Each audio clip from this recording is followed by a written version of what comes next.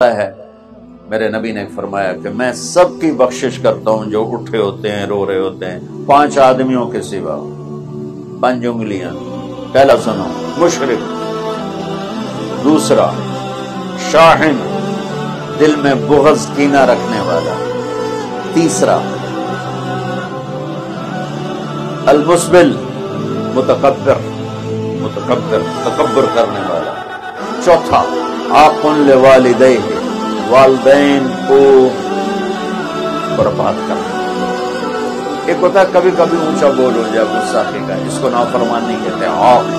عاق ہوتا ہے پھاڑ دینا، ایسا پھاڑنا کہ جڑ نہ سکے، جو والدین کے جگر چیر دے اور ان کے کلیجے جلا دے، اس کی اس رات بخشش نہیں ہوتی.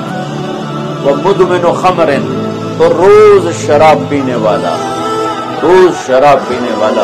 عادی نشے والا، ایک اس کی بخشش نہیں ہوتی.